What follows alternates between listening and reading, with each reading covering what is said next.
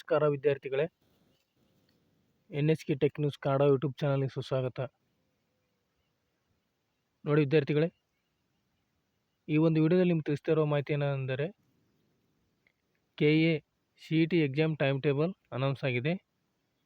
ಅದರ ಒಂದು ಸಂಪೂರ್ಣ ಮಾಹಿತಿಯನ್ನು ಈ ಒಂದು ವಿಡಿಯೋದಲ್ಲಿ ನಿಮಗೆ ತಿಳಿಸಿಕೊಡ್ತೇನೆ. ನೋಡಿ ವಿದ್ಯಾರ್ಥಿಗಳೇ, ಕರ್ನಾಟಕ ಪರೀಕ್ಷಾ ಪ್ರಾಧಿಕಾರದ ವತಿಯಿಂದ CET ಎಕ್ಸಾಮ್ ಟೈಮ್ ಟೇಬಲ್ ಈ ರೀತಿಯಾಗಿದೆ.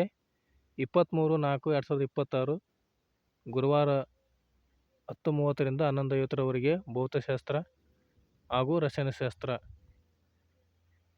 24/4/2026 ಶುಕ್ರವಾರ 10:30ರಿಂದ 11:50 ಹಾಗೂ ಮಧ್ಯಾಹ್ನ 2:30ರಿಂದ 3:50ರವರೆಗೆ ಗಣಿತಶಾಸ್ತ್ರ ಮತ್ತು ಜೀವಶಾಸ್ತ್ರ ಇರುತ್ತದೆ.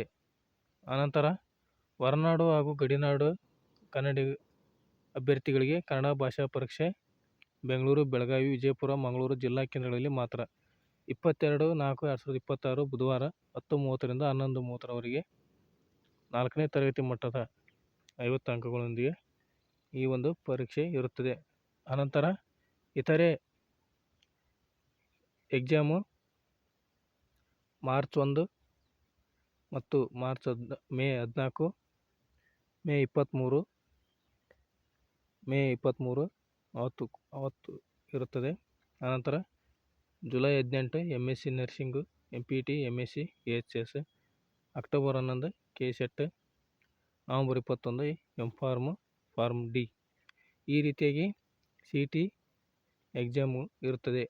ಈ ಒಂದು ವಿಡಿಯೋವನ್ನು ಇತರ ನಿಮ್ಮ ಫ್ರೆಂಡ್ಸಿಗೂ ಶೇರ್ ಮಾಡಿ ಹಾಗೂ ವೀಕ್ಷಕರಿಗೂ ಕೂಡ ಶೇರ್ ಮಾಡಿ.